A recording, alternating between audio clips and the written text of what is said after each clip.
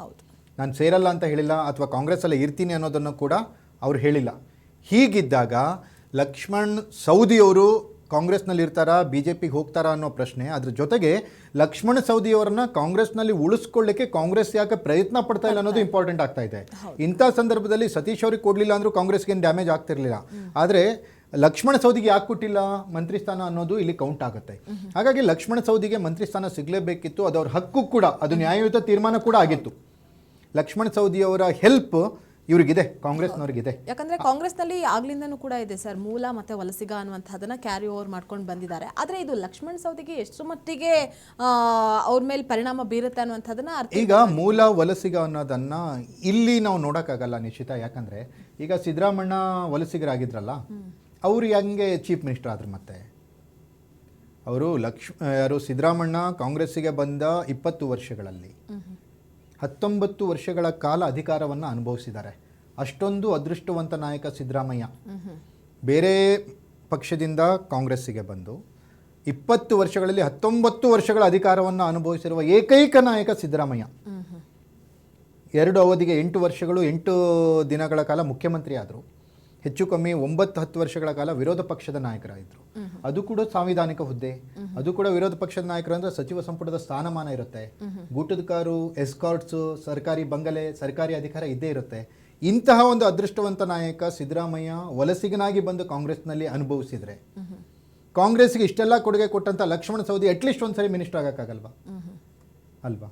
ಹಾಗಾಗಿ ಇಲ್ಲಿ ಮೂಲ ಕಾಂಗ್ರೆಸ್ಸಿಗ ವಲಸಿಗ ಕಾಂಗ್ರೆಸ್ಸಿಗ ಅನ್ನೋದಕ್ಕಿಂತ ಬೆಳಗಾವಿ ರಾಜಕಾರಣ ಅನ್ನೋದಲ್ಲಿ ಫ್ಯಾಕ್ಟರ್ ಆಗ್ತಾ ಇದೆ. ಅಂದ್ರೆ ಇಲ್ಲಿ ಬೆಳಗಾವಿ ರಾಜಕಾರಣ ಅಂತಂದ್ರೆ ಎಲ್ಲೊಂದ್ ಕಡೆ ಕುಟುಂಬಗಳ ನಡುವಿನ ಹೋರಾಟ ಎಕ್ಸಾಕ್ಟ್ಲಿ ಅನ್ನುವಂಥದ್ದು ಕೋಆಪರೇಟಿವ್ ಸೆಕ್ಟರ್ ನಲ್ಲಿ ಇರಬಹುದು ಅಥವಾ ವಿಪರೀತ ಜಟಾಪಟಿ ಇದ್ದೇ ಇರುತ್ತೆ. ಅಲ್ಲಿ ಅಸ್ತಿತ್ವಕ್ಕಾಗಿ ಹೋರಾಟ ನಡೀತಾನೆ ಇರುತ್ತೆ. ಎಕ್ಸಾಕ್ಟ್ಲಿ ಯಾವ ತರ ಅಂದ್ರೆ ನೀವು ಹೇಳಿರೋ ಪ್ರಕಾರ ಬೆಳಗಾವಿ ರಾಜಕಾರಣ, ಬೆಳಗಾವಿ ಅನ್ನೋದು ಒಂದು ಕೋಆಪರೇಟಿವ್ ಸೆಕ್ಟರ್ನ ಸ್ಟ್ರಾಂಗ್ ನೆಲೆ. ಯಾಕಂದರೆ ಈ ಸಹಕಾರ ಅನ್ನುವಂಥದ್ದು, ಕೋಆಪರೇಟಿವ್ ಅಂದರೆ ಸಹಕಾರ ಅಂತ ಅಂದರೆ ಈ ಸೊಸೈಟಿಗಳು, ಸಹಕಾರಿ ಬ್ಯಾಂಕ್ಗಳು ಇವೆಲ್ಲ ಶುರುವಾಗಿದ್ದು. ಅದೇನಾಗುತ್ತೆ ಅಂದರೆ ಈ ಬೆಳಗಾವಿ, ಕೊಲ್ಹಾಪುರ್, ಪೂನಾ, ಗಡಹಿಂಗ್ಲಜ್, ಆಮೇಲೆ ಸಾಂಗ್ಲಿ, ಮೀರಜ್ ಈ ಭಾಗದಲ್ಲಿ ತುಂಬ ಸ್ಟ್ರಾಂಗ್ ಆಗಿ ಹುಟ್ಟಿದಂಥದ್ದು ಅದೊಂದು ಚಳುವಳಿ ಥರ ಅದು ಕೋಆಪರೇಟಿವ್ ಸೆಕ್ಟರ್. ಅದು ಮಹಾತ್ಮ ಗಾಂಧಿ ಕಾಲದಿಂದ ಸ್ವತಂತ್ರ ಹೋರಾಟ ಸಂದರ್ಭದಲ್ಲಿ ಸ್ವಾಭಿಮಾನ ಮತ್ತು ಸ್ವಾಯತ್ತತೆಯ ಸಂಕೇತ ಕೋಆಪರೇಟಿವ್. ನಾವು ಬೇರೆ ಯಾರಿಗೂ ನಾವು ಡಿಪೆಂಡ್ ಆಗೋದು ಬೇಡ, ನಮ್ಮದನ್ನು ನಾವು ಮಾಡ್ಕೊಳ್ಳೋಣ, ನಾವೊಂದು 100 ಜನ ಸೇರಿಕೊಂಡು ನಮ್ಮ ಸಂಘವನ್ನು ನಾವು ಸ್ಥಾಪಿಸೋಣ ಅಂತ ಹುಟ್ಕೊಂಡಿರೋಂಥ ಇದು ಕಾನ್ಸೆಪ್ಟ್, ಇದು ಸಹಕಾರ ಅನ್ನುವಂಥದ್ದು, ಕೋಆಪರೇಟಿವ್ ಅನ್ನುವಂಥದ್ದು. ಅಂಥ ಸ್ಟ್ರಾಂಗ್ ನೆಲ ಬೆಳಗಾವಿ, 2 ಮಾತೇ ಇಲ್ಲ. ಆದರೆ ನೀವು ಹೇಳಿರೋ ಪ್ರಕಾರ ಕುಟುಂಬಗಳ ನಡುವಿನ ಹೋರಾಟ, ಎಸ್ ಅಬ್ಸಲ್ಯೂಟ್ಲಿ. ಯಾವ ರೀತಿ ಅಲ್ಲಿ ಜೊಲ್ಲೆ ಕುಟುಂಬ ಇದೆ, ಅವ್ರದ್ದು ಕೂಡ ಕೋಆಪರೇಟಿವಿಂದ ಬಂದಂಥವ್ರು. ಅದಾದಮೇಲೆ ಜಾರಕಿಹೊಳಿ ಕುಟುಂಬ, ಅದಾದಮೇಲೆ KLE ಪ್ರಭಾಕರ್ ಕೋರೆ, ಅವ್ರದ್ದು ಕೂಡ ಕೋಆಪರೇಟಿವ್. ಆ KLE ಕೂಡ ಕೋಆಪರೇಟಿವ್. ಓಕೆ, ದೊಡ್ಡ ಎಜುಕೇಷನ್ಸ್ ಇನ್ಸ್ಟಿಟ್ಯೂಟ್. ಅದಾದಮೇಲೆ ಬಂದಂಥ ಹಲವಾರು ಕುಟುಂಬಗಳು. ಕತ್ತಿ ಕುಟುಂಬ, ಅದೊಂದು ಅತಿ ದೊಡ್ಡ ಕುಟುಂಬ. ಅದಾದಮೇಲೆ ಲಕ್ಷ್ಮಣ ಸವದಿ, ಅದಾದಮೇಲೆ ಕಾಗೆ ಕುಟುಂಬ ಅಂತ, ಅದು ಘರಾನಾ ಫೈಟ್ ಅಂತ ಅಲ್ಲಿ ಹೇಳ್ತಾರೆ ಬೆಳಗಾವಿ ಭಾಷೆಯಲ್ಲಿ, ಆ ಘರಾನಾ ಫೈಟ್. ಅದಾದಮೇಲೆ ಕತ್ತಿಯವರಾದಮೇಲೆ ಹುಕ್ಕೇರಿ ಫ್ಯಾಮಿಲಿ, ಅವ್ರದ್ದು ಕೂಡ ಅತಿ ದೊಡ್ಡ ಫ್ಯಾಮಿಲಿ. ಆಮೇಲೆ VI ಪಾಟೀಲ್, ವಿಶ್ವನಾಥ್ ಪಾಟೀಲ್ ಅಂತ ಹೇಳಿ ಅವ್ರದ್ದು ಫ್ಯಾಮಿಲಿ, ಪಾಟೀಲ್ ಕುಟುಂಬ. ಇವರೆಲ್ಲ ಏನಂದರೆ ಬೆಳಗಾವಿಯಲ್ಲಿ, ಜೊತೆಗೆ ಹೆಬ್ಬಾಳ್ಕರ್ ಕುಟುಂಬ ರಾಜಕಾರಣ, ಇನಾಮ್ದಾರ್ ಕುಟುಂಬ. ಓಕೆ, ಮತ್ತೊಂದು ಈ ಬೆಳಗಾವಿ ಅನ್ನೋಂಥದ್ದು ಈ ಯಾವ ರೀತಿ ಪಂಚಮಸಾಲಿ ಹೋರಾಟಕ್ಕೆ ಸಾಕ್ಷಿಯಾಗಿತ್ತು. ಪಂಚಮಸಾಲಿ ಹೋರಾಟ ಯಾಕೆ ಬೆಳಗಾವಿಯಲ್ಲಿ ಸ್ಟ್ರಾಂಗ್ ಆಗಿರುತ್ತೆ ಅಂದರೆ, ಕಿತ್ತೂರು ಚೆನ್ನಮ್ಮ ಈಸ್ ಎ ಪಂಚಮಸಾಲಿ ಅನ್ನೋ ಥರದ್ದು. ಅದನ್ನು ಲಕ್ಷ್ಮೀ ಹೆಬ್ಬಾಳ್ಕರ್ ಅವ್ರು ಪಂಚಮಸಾಲಿ ಆಗಿರೋದ್ರಿಂದ ನಾನು ಕಿತ್ತೂರು ಚೆನ್ನಮ್ಮನ ಅಪರಾವತಾರ ಅನ್ನೋ ಥರ ಅವರು ಪ್ರೊಜೆಕ್ಷನ್ ಮಾಡ್ಕೋತಾರೆ. ಹೆಂಗೆ ಜಾರಕಿಹೊಳಿ ಸಾಹುಕಾರ ಅನ್ನೋ ಥರದನ್ನ ಯಾವ ರೀತಿ ಬೀರೋದು, ಅದೇ ರೀತಿ ಬೆಳಗಾವಿ ಸಾಹುಕಾರತಿ ಅನ್ನೋ ಥರ ಲಕ್ಷ್ಮೀ ಹೆಬ್ಬಾಳ್ಕರ್ ಅನ್ನೋ ಥರ. ಇಂಥ ಕುಟುಂಬಗಳ ನಡುವಿನ ಒಂದು ಅತಿ ದೊಡ್ಡ ಫೈಟಲ್ಲಿ ಪ್ರತಿಷ್ಠೆ, ಅವರು ಕುಟುಂಬದ ಪ್ರತಿಷ್ಠೆಗಾಗಿ ಏನು ಬೇಕಾದ್ರೂ ಮಾಡೋಕ್ಕೂ ಅವ್ರು ತಯಾರಿರ್ತಾರೆ.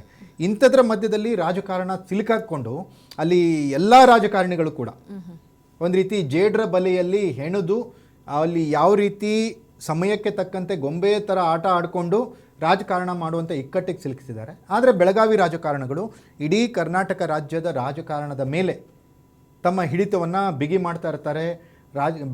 ಕರ್ನಾಟಕ ರಾಜಕಾರಣವನ್ನು ಆಟ ಆಡಿಸ್ತಾ ಕೂಡ ಇರ್ತಾರೆ ನಿಶ್ಚಿತ. ಕೇವಲ ಕೋಆಪರೇಟಿವ್ ಸೆಕ್ಟರ್ ಅನ್ನುವಂಥದ್ದು ಒಂದೇ ಅಲ್ಲ ಸರ್, ಶುಗರ್ ಫ್ಯಾಕ್ಟ್ರಿ ಅನ್ನುವಂತಹ ವಿಚಾರಕ್ಕೆ ಬಂದರೂ ಕೂಡ ಆ ವಿಚಾರವನ್ನ ಇಟ್ಕೊಂಡು ಕೂಡ ರಾಜಕಾರಣವನ್ನ ಮಾಡುವಂತಹದ್ದು ಬೆಳಗಾವಿಯಲ್ಲಿ.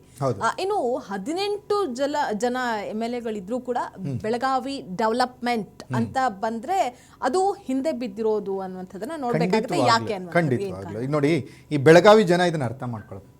ಓಕೆ, ಈ ಕುಟುಂಬ ರಾಜಕಾರಣ ಅಂತ ಬಂದಾಗ ಕುಟುಂಬದ ಹಿತಾಸಕ್ತಿ ನಂಬರ್ 1 ಆಗಿರುತ್ತೆ.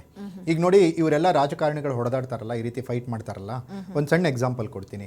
2024 ಪಾರ್ಲಿಮೆಂಟ್ ಚುನಾವಣೆಗೆ ಈ ಶಶಿಕಲಾ ಜೊಲ್ಲೆ ಅವರ ಹಸ್ಬೆಂಡ್ ಕಾಕಾ ಸಾಹೇಬ್ ಅಪ್ಪ ಸಾಹೇಬ್ ಜೊಲ್ಲೆ ಅವ್ರು ಕಂಟೆಸ್ಟ್ ಮಾಡ್ತಾರೆ BJP-ಯಿಂದ.